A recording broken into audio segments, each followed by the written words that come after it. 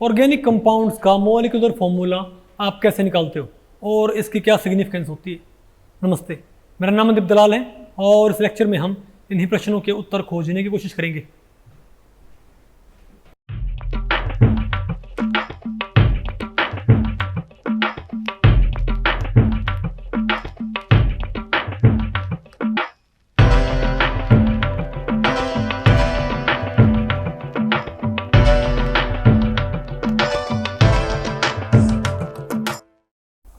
Okay, तो भाई अब हमें क्या पढ़ना है? Chapter 6 structure determination of organic compounds using spectroscopy. ठीक है भाई, इस चैप्टर में हम क्या करेंगे, जो कंबाइंड स्पेक्ट्रल प्रॉब्लम होती है ना, उनको आपने टैकल करना है। यानी कि आपने भाई जो डिफरेंट टाइप्स ऑफ स्पेक्ट्रोस्कोपी है, अभी तक आप अगर कोई स्ट्रक्चर सॉल्यूशन करते भी थे तो आप एक सिंगल स्पेक्ट्रोस्कोपिक टेक्निक को आप इस्तेमाल करते थे, इजंट इट? अब आपने क्या करना है, आपने कंबाइंड स्पेक्ट्रोस्कोपिक जो भाई एफर्ट है वो अप्लाई करना। ठीक है, तो भाई इस चैप्टर में पहला टॉपिक क्या होगा आपका? बोलो भाई, सबसे पहला टॉपिक क्या होगा? Methods of determining molecular mass, empirical formula and molecular formula of an organic compound. ठीक है, तो इस टॉपिक को हमने टोटल 3 सेक्शंस में डिवाइड किया हुआ है। पहले हम क्या पढ़ेंगे? डिटरमिनेशन ऑफ मॉलिक्यूलर मास, फिर हम क्या पढ़ेंगे? डिटरमिनेशन ऑफ एम्पिरिकल फॉर्मूला, और लास्ट में क्या पढ़ेंगे? Determination of molecular formula. देखो मैं आपको बताऊं भाई, कोई कंपाउंड जब आपने, फर्ज करो आपने कोई नया कंपाउंड बना लिया, तो सबसे पहला स्टेप क्या होता है भाई? ये मालूम करने का कि ये कंपाउंड बना है कि नहीं बना है कि नहीं बना है भाई। मतलब आपने कोई कंपाउंड बनाया है और आप क्या मान रहे हो कि ये कंपाउंड क्या बिल्कुल भाई नोवल कंपाउंड है, बिल्कुल नया कंपाउंड है, तो आप भाई उसका स्ट्रक्चर सॉल्यूशन स्टार्ट करोगे ना। लेकिन भाई आपको कैसे मालूम कि कंपाउंड आपका नोवल है कि नहीं है? तो जब भी आप सिंथेटिक ऑर्गेनिक केमिस्ट्री में काम करते हो तो सबसे पहला स्टेप बताओ क्या होता है? बोलो भाई, सबसे पहला स्टेप क्या होता है? उस कंपाउंड का मेल्टिंग पॉइंट नोट करना। क्या भाई? उसका मेल्टिंग पॉइंट। क्यों? क्योंकि भाई अगर मान लिया उसका मेल्टिंग पॉइंट शार्प है, और भाई अगर मान लिया वो एक साथ मेल्ट हो जाए तो वो क्या है? Pure compound. और अगर वो एक साथ मेल्ट ना हो तो क्या? वो मिक्सचर। भाई आपको क्या पता कि आप कंपाउंड बनाए कि कोई मिक्सचर बना? भाई तो सबसे पहले आप क्या प्रूव करोगे कि हाँ भाई आपका कंपाउंड क्या है? ये प्योर। आपको पता है दो अलग अलग कंपाउंड्स के मेल्टिंग पॉइंट क्या होते हैं? अलग अलग होंगे ना भाई, इजंट इट? तो एक कंपाउंड का मेल्टिंग पॉइंट दूसरे कंपाउंड से क्या होता है? अलग होएगा। तो आपको पता होना चाहिए भाई, एक मेल्टिंग पॉइंट्स की हैंडबुक आती है, उसमें क्या लिखा होता है? उसमें जितने कंपाउंड आज तक क्या है डिस्कवर्ड, उन सभी क्या होते हैं? Melting points. और सामने लिखा होता है वो कंपाउंड क्या है और क्या उसकी फिजिकल अपीयरेंस है, उसकी प्रॉपर्टीज क्या है। जो कंपाउंड डिस्कवर हो रखे हैं उनके मेल्टिंग पॉइंट्स की असेंडिंग ऑर्डर में, जैसे क्या होती है, जैसे डिक्शनरी नहीं होती भाई, डिक्शनरी में क्या होता है? अल्फाबेटिकल ऑर्डर में वर्ड्स नहीं होते क्या?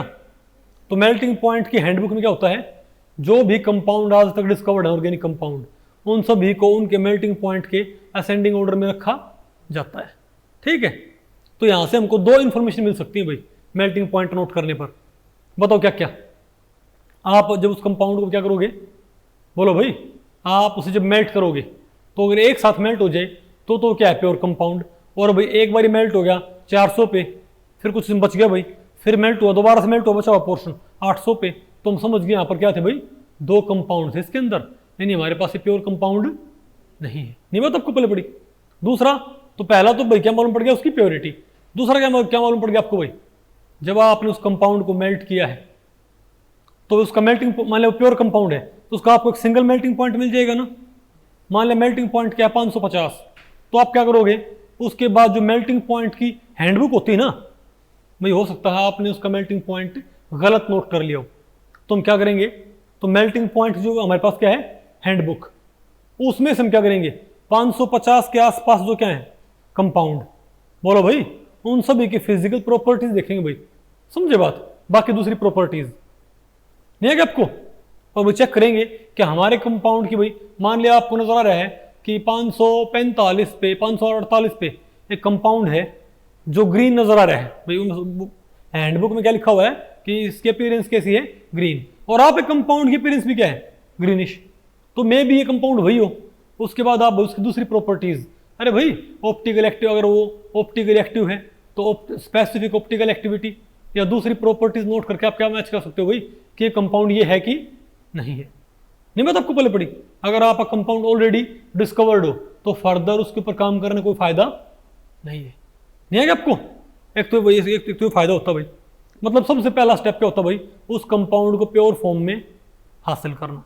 प्योर फॉर्म में हासिल करना क्या उसका भाई हमारा पहला स्टेप होता है। मिक्सचर नहीं होना चाहिए, ठीक है।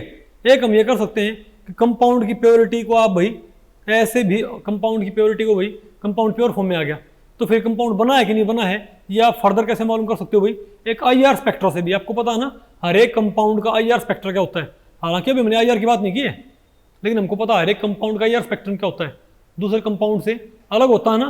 बोलो भाई 400 से 1400 तक की रेंज में हर एक कंपाउंड का IR स्पेक्ट्रा दूसरे से क्या होता है भाई, डिफरेंट। हम क्या बोलते हैं, फिंगरप्रिंट रीजन, इजंट इट। तो हर कंपाउंड का फिंगरप्रिंट दूसरे कंपाउंड से क्या होता है, अलग होता है। तो अगर मान लिया हमारे लैपटॉप में क्या भाई, हमारे लैपटॉप में मास स्पेक्ट्रम है, या भाई क्या हमारे कंपाउंड में जितने कंपाउंड आज तक क्या डिस्कवर्ड उन सभी के मास स्पेक्ट्रम है, या भाई उन सभी के हम बेटा पतले हैं। बोलो भाई अगर बताओ भाई, अगर सारे के सारे बताओ क्या हमारे पास भाई मास स्पेक्ट्रम है और हमारे पास क्या बताओ भाई IR स्पेक्ट्रम है, तो आप सर्च एंड मैच प्रोसीजर से भाई ये चेक नहीं कर सकते क्या कि भाई ये कंपाउंड, ठीक है, ऐसे जिमन जाया करते हैं, ठीक है। तो बताओ कि भाई ये कंपाउंड क्या है, बताओ वो अरे भाई अगर मान लिया ये कंपाउंड ऑलरेडी बन रखा होगा तो IR डेटाबेस से किसी न किसी कंपाउंड से मैच कर जाएगा ना। तो सर्च एंड मैच से भाई आप चेक कर लो कंपाउंड नया है कि नहीं है। लेकिन ये सिर्फ किसके लिए भाई, ये सिर्फ उसके लिए है जो नया कंपाउंड बनाने की सोच रहा है, और कोई ऑलरेडी कंपाउंड आपने बनाया, आप सिर्फ ये चेक कर रहे हो कि ये कंपाउंड, जो कंपाउंड आप चाह रहे हो बना है कि नहीं बना है, तब भी रिक्वायर्ड है। फॉर एग्जाम्पल अगर मान लिया भैया आप सोच रहे हो कि आपने क्या बनाना, मान लिया आपने बनाना है एसीटोन, तो आपने भाई मास स्पेक्ट्रम या आपने IR स्पेक्ट्रम रिकॉर्ड कर रखा। बोलो भाई तो आप क्या करो, उस कंपाउंड का सिंपली IR स्पेक्ट्रम डेटाबेस से मैच करो। अगर वो एसीटोन के IR स्पेक्ट्रम से मैच करे तो बना है, नहीं मैच करे तो भाई नहीं बना है, इजंट इट। तो इस तरीके से हम आसानी से कंफर्म कर सकते हैं कि हमारा कंपाउंड बना है कि नहीं बना। ओके, खैर बात दूसरी भाई, लेकिन उसके बाद भाई तो एक बार जब ये कंफर्म हो जाए कंपाउंड प्योर है, एक बार कंफर्म हो जाए कि कंपाउंड क्या है भाई प्योर है, उसके बाद भाई पहला स्टेप हमारा बताओ क्या होता है, मतलब अरे भाई ये तो अरे भाई प्योरिटी तो आपने एस्टेब्लिश करनी ही है। नहीं समझे बात भाई, कंपाउंड की प्योरिटी आपने एस्टेब्लिश करनी ही है, चाहे कोई एनालिसिस हो, चाहे मॉलिक्यूलर वेट का एनालिसिस हो, चाहे उसका स्ट्रक्चरल एनालिसिस हो। हाँ एक बार भाई उसकी प्योरिटी क्या होगी, एस्टेब्लिश होगी, हाँ भाई कंपाउंड क्या है, प्योर है।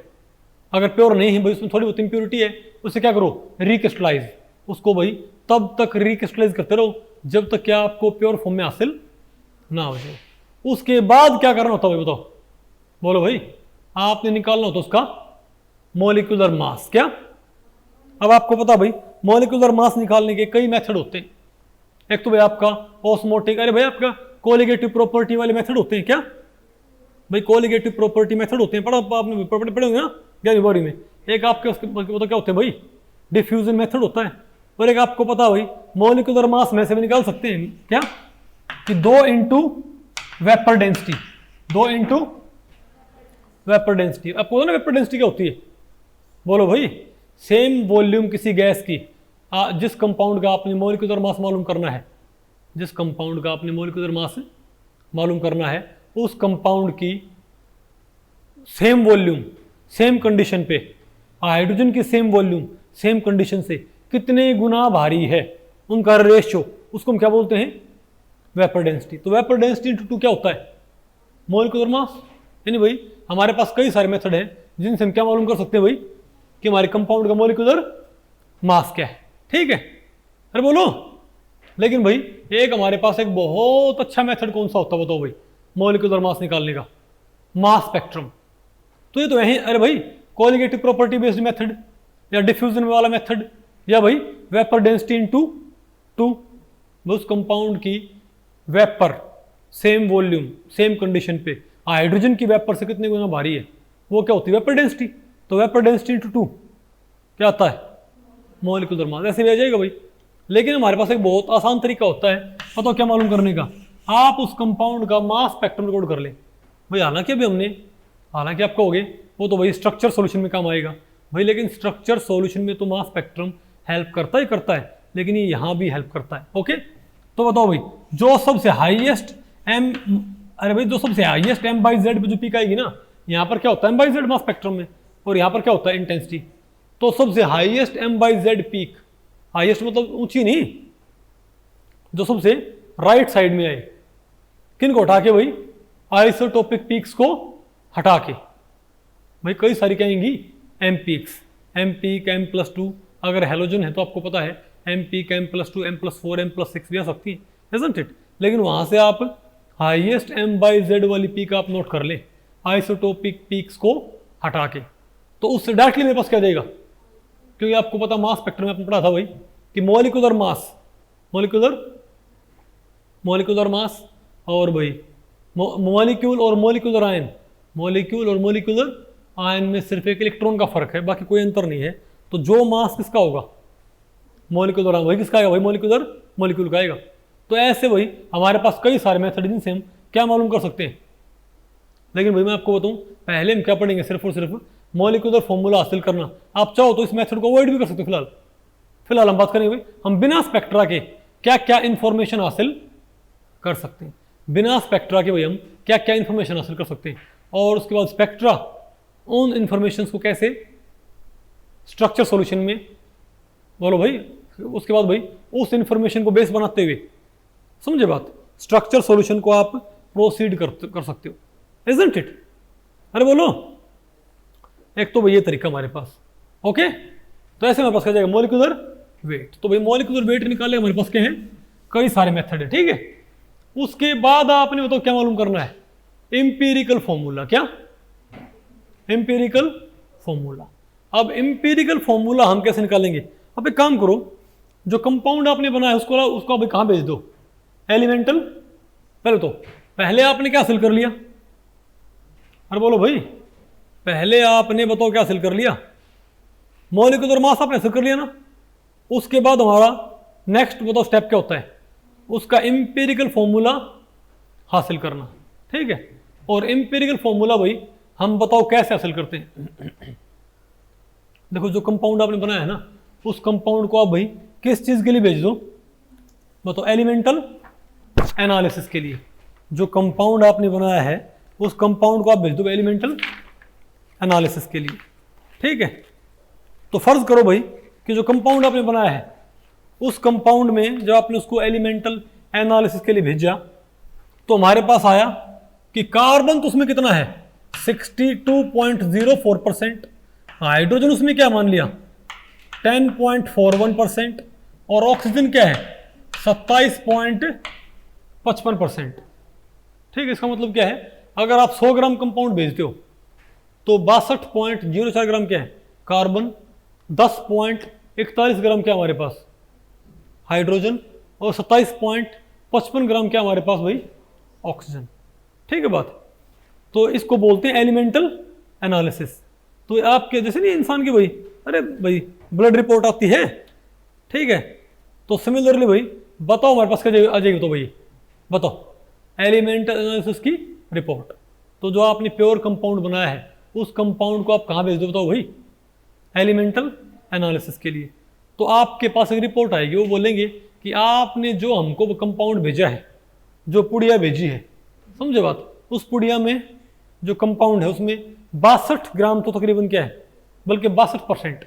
और ध्यान रखियो जब भी ये एलिमेंटल एनालिसिस की रिपोर्ट आती है तो ये मैं आपको बताऊं भाई जनरली किस में आती है, ग्राम्स में। किस में आती है भाई, मतलब ये मास रेशो होता है। क्या होता है ये, मास का रेशो।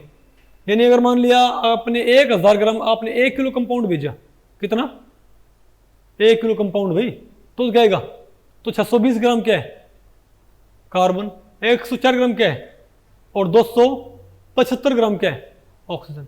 आपने 100 ग्राम भेजा तो भाई ये, आपने 10 ग्राम भेजा तो 6 ग्राम ये, 1 ग्राम ये, 2.7 ग्राम ये।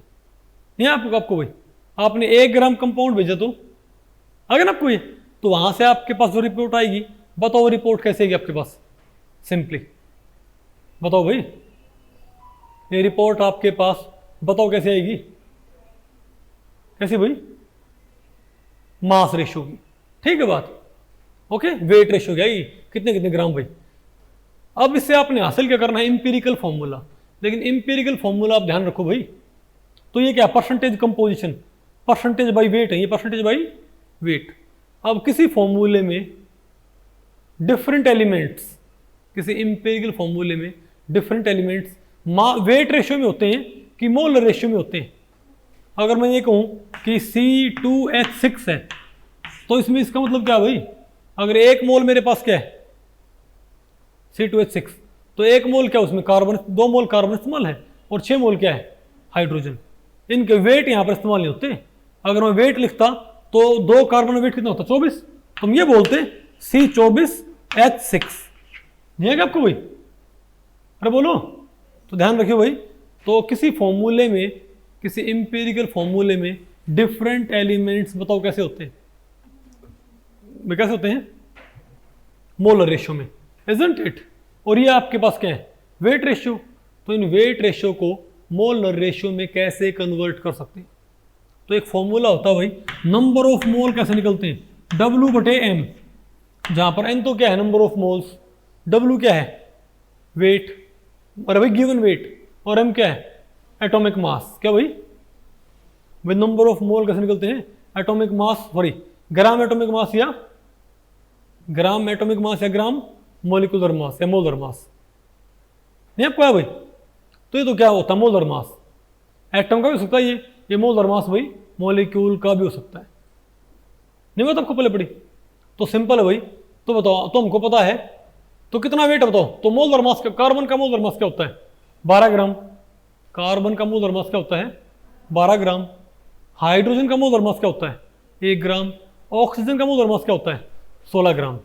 तो अगर भैया आपने क्या बोलना है इनके मोल, तो आपने देखना है, तो बताओ भाई।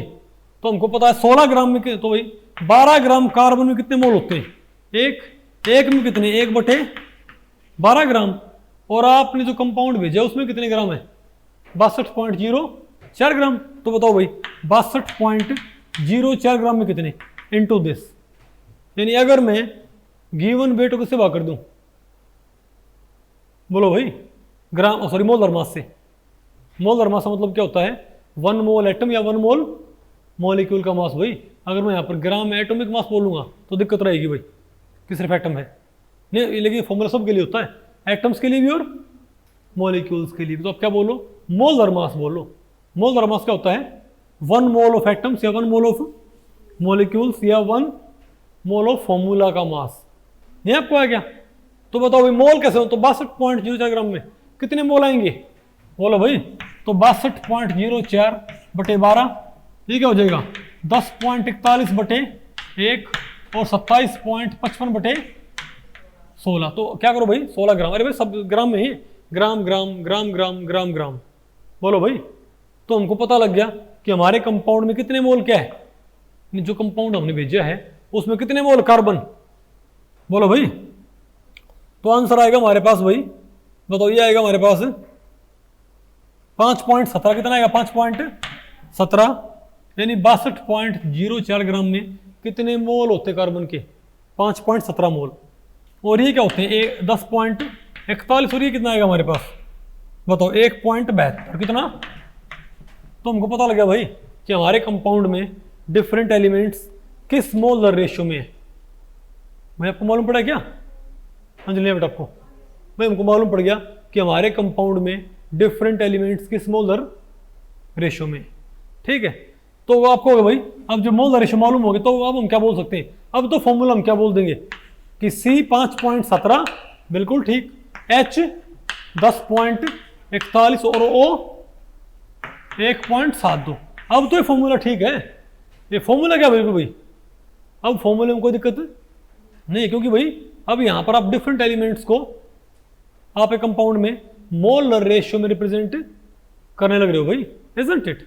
लेकिन आपको होगा भाई फॉर्मूला तो ठीक है ये, लेकिन फॉर्मूले में जनरली हम क्या इस्तेमाल करते हैं? Whole numbers. क्या भाई जनरली में यहाँ पर भाई होल नंबर्स यहाँ पर हम इस्तेमाल नहीं करते क्या? और ये क्या है, फ्रैक्शनल नंबर्स। नहीं बात आपको पहले पड़ी भाई, फ्रैक्शनल नंबर्स सिर्फ मजबूरी में इस्तेमाल होते हैं भाई। तो हमारी कोशिश क्या होगी कि इस फॉर्मूले को थोड़ा क्या करें, रिफाइन करें। ठीक है बात। तो भाई आपने क्या करना, अब आपने क्या बोलना है, इस फॉर्मूले को थोड़ा क्या करो भाई, रिफाइन करो। ठीक है, तो इसको बताओ रिफाइन कैसे करोगे आप? अरे बोलो भाई, इसको रिफाइन कैसे करना है? कैसे भाई? अगर ये 1.72 ना हो, क्या होता है, ये 1 होता भाई, ये 1.72 तो कितना है, 10.41। अगर मैं ये कहूं कि ऑक्सीजन 1.72 है तो कार्बन कितना है, 5.17। अगर ऑक्सीजन 1 होता तो ये कितना होता, 5.17 बटे 1.72। अगर ये 1 होता तो बोलो भाई। और अगर ये 1.72 है तो ये इतना है, ये 1 होता तो दिस बाई दिस। तो हमको अब समझे बात कि क्यों भाई आप सबसे कम नंबर से सभी को भाग कर देते हो? नहीं है आपको कि 1 होता तब क्या होता, बताओ भाई। अब बताओ क्या हमारे पास ये, तो ये 1 होता तो ये कितना होता, इसको भी इससे भाग कर दो और इसको भी इससे भाग कर दो। सिंपल बात क्या होती है, तो हम इसको हम कैसे भाई एक तरह से रूटीन में बोल सकते हैं कि अब जो हमारे पास जो मोलर रेशियो आए हैं, बोलो भाई, जो आप एक कंपाउंड में डिफरेंट नंबर ऑफ मोल्स आए हैं, जिस एलिमेंट के मोल सबसे कम हो उस एलिमेंट के मोल से सभी को भाग कर दो, इवन इसको भी। तो अपने आप क्या हो जाएगा, ये 1 आ जाएगा ना। कि अगर ये 1 होता तो ये कितना होता है, 1.72, 1.72। नहीं है क्या आपको भाई? अब 1.72 को भाई आप इससे भाग करो तो जाएगा 3 पे, कितने हो जाएगा भाई? अरे बोलो भाई कितने जाएगा भाई? ये तकरीबन जाएगा 3 पे। ये कहाँ जाएगा बताओ भाई? 6 पे। कहाँ पर? और ये 1 पे गया। इसका मतलब बताओ क्या है, यानी आप एक कंपाउंड में भाई यहां से आपको ना है 5.17 1.72 का तकरीबन 3 गुना है, और ये क्या है इसका तकरीबन 6 गुना। इसका मतलब आप एक कंपाउंड में कार्बन जो है, बोलो भाई, वो ऑक्सीजन क्या है 3 गुना, और भाई हाइड्रोजन क्या ऑक्सीजन के 6 गुना। तो फॉर्मूला बताओ मेरे पास, तो ये होल नंबर आए क्या? तो अगर भैया होल नंबर आ जाए ना तो ठीक है, अगर ना आए ना तो इसको क्या करो फिर भाई, अगर मोलर रेशियो में सबसे स्मॉलेस्ट नंबर ऑफ मोल से सभी को भाग करने पर एक सी वैल्यू, सॉरी अगर होल नंबर ना आए, होल नंबर आए तो ठीक है भाई, क्या बन गया आपके पास मॉलिक्यूलर फॉर्मूला। लेकिन अगर होल नंबर ना आए ना तो क्या, तो भैया आपने क्या करना होता है, तो जो हमारे पास वैल्यू आई ना, इनको एक ऐसे कांस्टेंट से मल्टीप्लाई करो सबको कि क्या बन जाए, होल नंबर। नहीं है क्या आपको? फर्ज करो यहां पर क्या आता, 3.5, 6 और 1 आता, तो मैं सारे को 2 से मल्टीप्लाई करता, तब ये तो क्या होता 2, ये क्या होता 12, और लेकिन ये क्या होता भाई 7। नहीं बता आपको पहले पड़ी। तो अगर ये होल नंबर आ जाए तो वहीं पर बात रुक गई भाई। अगर ये होल नंबर ना है तो क्या करो, नहीं आपको सुन। तो ऐसे बताओ भाई हम क्या मालूम कर सकते हैं, इंपेरिकल फॉर्मूला। तो बताओ क्या है इसका इंपेरिकल फॉर्मूला, तो हम क्या बोलेंगे, सब फॉर्मूला क्या है, C3H6O। तो ये होता भाई रूल, इंपेरिकल फॉर्मूला निकालने का ये तरीका होता है। मेरे ख्याल से आपने पढ़ा हो भाई क्या बारी में, है ना, परसेंटेज कंपोजिशन से क्या निकालना, इंपेरिकल फॉर्मूला आ गया आपको। तो भाई तो क्या करते हैं, जो एलिमेंट्स हैं उनको आप कैसे लिखो, बोलो भाई, डिफरेंट एलिमेंट्स को आपने कैसे लिखना होता है बताइयो। अरे बोलो भाई, डिफरेंट एलिमेंट्स को आपने कैसे लिखना होता है। कुछ बात आपको पहले पढ़ रही क्या? अगर मैं एक और बोलूं भाई फटाफट, अगर मैं एक क्वेश्चन और बोलूं भाई, बताओ इसका, बताओ मेरे पास क्या आएगा, बताइए भाई। अगर मैं ये कहूं कि कार्बन क्या है 66.63%, हाइड्रोजन क्या है 11 बोलो भाई 18%, ठीक है, और ऑक्सीजन क्या है 22.19%। तो ये क्या हुई, ये वेट रेशियो है। तो सबसे पहले इनको किससे भाग करना है, इनके मोलर मास से। तो इसको 12 से, इसको 1 से, इसको 16 से। तो हमारे पास जो नंबर आएंगे ना, वो नंबर आएंगे 5.55, 11.18 और ये आएगा 1.356। अब इनमें से बताओ सबसे कम कौन सा है? 1.356, 1.356 से तीनों को भाग करो तो ये आएगा हमारे पास तकरीबन 4, 8 और 1। तो क्या आ गया हमारे पास एम्पिरिकल फॉर्मूला? अगर ये होल नंबर आ जाए, सबसे स्मॉलेस्ट नंबर ऑफ मोल्स को सबसे स्मॉलेस्ट नंबर ऑफ मोल से अगर सभी को भाग करने पर क्या आ जाए हमारे पास? Whole numbers. तो वही क्या भाई क्या हमारे पास एम्पिरिकल फॉर्मूला? नहीं तो आप इनको फिर ऐसे कांस्टेंट से मल्टीप्लाई करो कि क्या हो जाए? Whole number. Isn't it? तो मेरे ख्याल से आपको भाई एम्पिरिकल फॉर्मूला आपको मालूम करना आ गया। क्या क्या एग्जांपल और बोलने इसका? पक्का आ गया ना? तो ऐसे बताओ हम क्या मालूम कर सकते हैं इसका एम्पिरिकल फॉर्मूला। ठीक है, उसके बाद बताओ क्या होता है हमारे पास भाई? अरे बोलो भाई। तो एक बार आपने एम्पिरिकल फॉर्मूला मालूम कर लिया, उसके बाद तो हमारे पास नेक्स्ट स्टेप हमारे पास बताओ क्या होता है?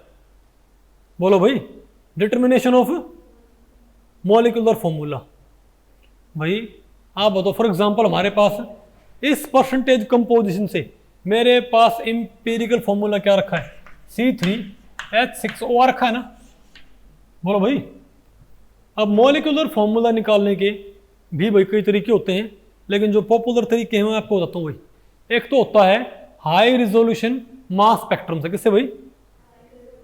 आपको पता है लो रिजोल्यूशन मास स्पेक्ट्रम तो आपको भाई मास नंबर के आसपास की बात बताएगा, है ना?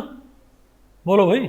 लेकिन जो हाई रिजोल्यूशन मास स्पेक्ट्रम होएगा, बोलो भाई, वहां पर आपको पता है अलग अलग आइसोटोप्स क्या होते हैं, अलग अलग मास रखते हैं भाई। नहीं बता आपको पहले पड़ी? अगर मैं ये कहूँ बोलो भाई C3H6O, तो इसका मास बताओ क्या है हमारे पास भाई? अरे बोलो भाई। नहीं बता आपको पहले पड़ी?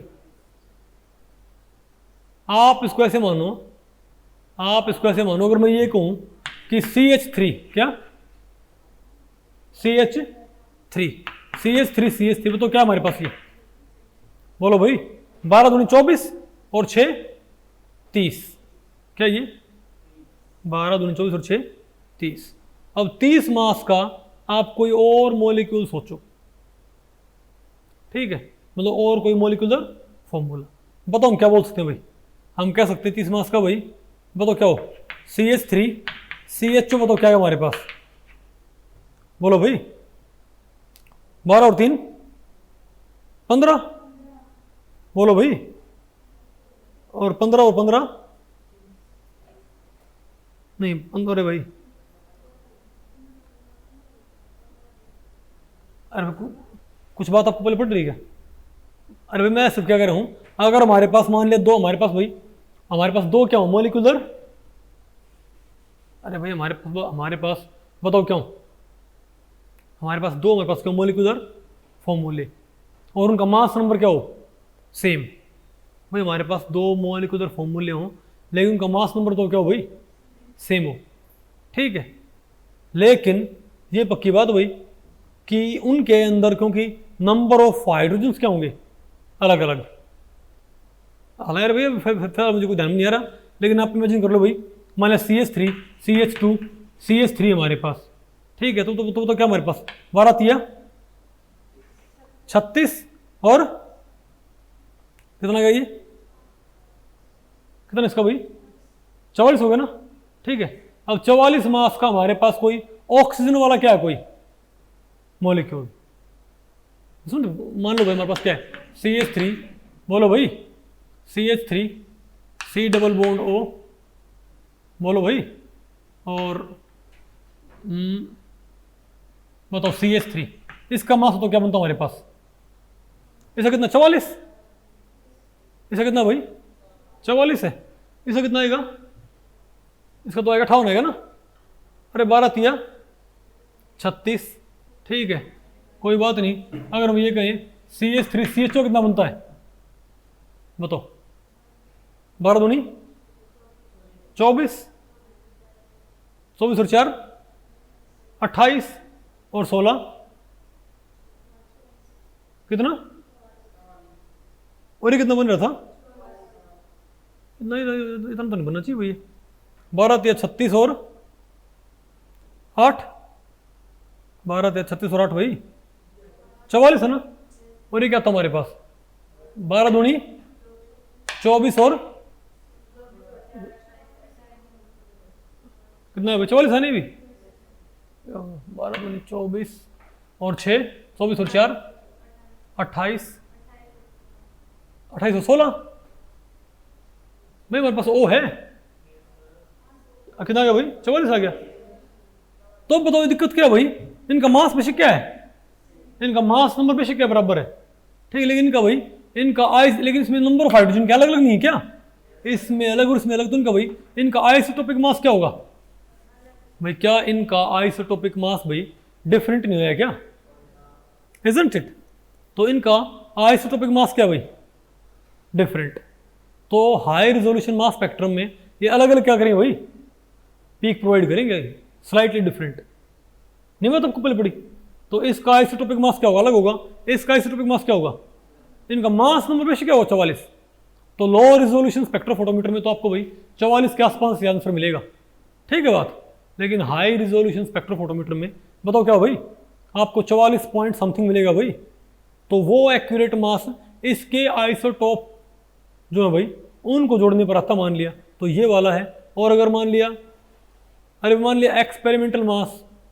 आपने एक्सपेरिमेंटल जो भाई मास है, अरे भाई एम क्या बोलते पेरेंट एंड पीक से और 4 डेसिमल तक है, तो इसका तो ये मानो भाई 1 डेसिमल तक मैच करता है, और इसका तो क्या होता है भाई 3 डेसिमल तक, तुम क्या बोलेंगे ये वाला फॉर्मूला क्या है, ठीक नहीं बात आपको पहले पड़ी, एक तो ये तरीका होता है, इजंट इट, अरे बोलो ठीक है, और भी भाई एक कुछ भी कन्वेंशनल तरीके भी होते हैं, ठीक है, लेकिन भाई हम जो पॉपुलरली इस्तेमाल करते हैं वो क्या होता है हमारे पास बताओ, मास स्पेक्ट्रम के जरिए, समझे बात, आप लो रिजोल्यूशन मास स्पेक्ट्रोफोटोमीटर से भी बोलो भाई मॉलिक्यूलर फॉर्मूला हासिल कर सकते हो, कैसे, आप मास स्पेक्ट्रम से हाईएस्ट M/Z पीक लेके, आप मास स्पेक्ट्रम से हाईएस्ट M/Z पीक कंसीडर करके, और क्या करो उसको भाई बताओ, अरे भाई हाईएस्ट M/Z पीक कंसीडर करके उससे वहां से आपके पास क्या जाएगा मॉलिक्यूलर मास आ जाएगा ना, इजंट इट। अब एक तरीका होता है मॉलिक्यूलर मास किसके बराबर होता है बताओ, एम्पिरिकल मास इनटू n, जहां पर n क्या है एक नंबर, ओके, और एक क्या होता है बताओ भाई, बोलो भाई मॉलिक्यूलर फॉर्मूला बताओ क्या होता है, एम्पिरिकल फॉर्मूला इनटू n, ये भाई एक इक्वेशन होती है कि मॉलिक्यूलर फॉर्मूला तो किसके बराबर होता है n इंटू इम्पेरिकल फॉर्मूला, और मॉलिक्यूलर मास क्या होता है n इंटू इम्पेरिकल मास, ओके। अब मान ले इस कंपाउंड का मैंने मास स्पेक्ट्रम लिया, बोलो भाई नहीं बता आपको बड़ी भाई, मैंने कंपाउंड का मास स्पेक्ट्रम लिया और उसमें पी का 58 पे कितनी भाई है, तो मॉलिक्यूलर मास कितना है, तो तो भाई मास स्पेक्ट्रम से पहले क्या नोट कर लो मॉलिक्यूलर मास, यहां पुट कर दोगे, अरे बोलो भाई, और एम्पिरिकल फॉर्मूला आपको निकालना आता है, अब एम्पिरिकल फॉर्मूला अगर आपको निकालना आता है तो एम्पिरिकल मास नंबर निकालने में क्या दिक्कत है, कैसे भाई बताओ, क्या हमारे पास ये 12 तिया 36 और 6 42 और 8 सॉरी 42 और 16 भाई 58, तुम क्या बोलेंगे बताओ 58 पे क्या हमारे पास एक पीक, सॉरी 58 क्या इसका एम्पिरिकल मास है ना भाई, 58 क्या इसका एम्पिरिकल, तो क्या करते हैं भाई, अरे भाई मॉलिक्यूलर मास तो कहां से नोट कर लेते हैं मास स्पेक्ट्रम से, लो रिजोल्यूशन मास स्पेक्ट्रोफोटोमीटर से,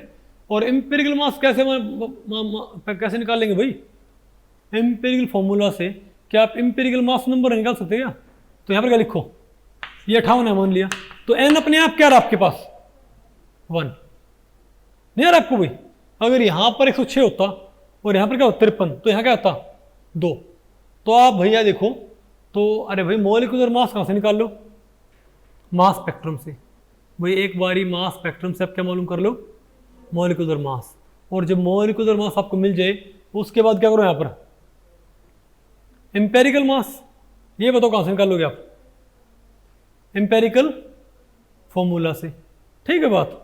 फिर देखो भाई मॉलिक्यूलर मास बनाने के लिए एम्पेरिकल मास को किस नंबर से मल्टीप्लाई करना पड़ता है, उसी नंबर से आप क्या करो इस एम्पेरिकल फॉर्मूले को मल्टीप्लाई कर दो, उतना ही मल्टीपल क्या आ जाएगा मॉलिक्यूलर फॉर्मूला, तो मॉलिक्यूलर मास मास स्पेक्ट्रम से, इंपेरिकल मास इंपेरिकल फॉर्मूला से।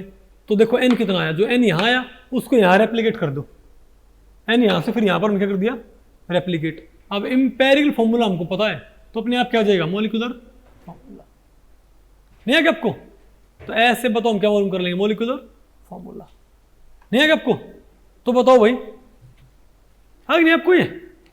तो ये बताओ क्या तरीका हमारे पास मॉलिक्यूलर फॉर्मूला मालूम करने का? आसान है मुश्किल है? अच्छा, अगर किसी का मॉलिक्यूलर मास क्या है, हाँ बताओ, हाँ जी बताओ, अगर किसी का मॉलिक्यूलर मास क्या है बताओ, 106 आए, कितना है? और इंपेरिकल फॉर्मूला से इंपेरिकल मास क्या है, 53। तो इसका मतलब n कितना है, 2। बोलो भाई। तो अगर 2 से मल्टीप्लाई करने पर इंपेरिकल मास किस में तब्दील हो जाता है, मॉलिक्यूलर मास में। इसका मतलब 2 से मल्टीप्लाई करने पर इंपेरिकल फॉर्मूला भी क्या बन जाएगा, मॉलिक्यूलर फॉर्मूला। नहीं आ गया आपको ये? मिटा दे इसको भाई, मेरे ख्याल से आपको पहले पड़ेगा सारा कुछ ही। आ गया ना? ठीक है, वेरी गुड।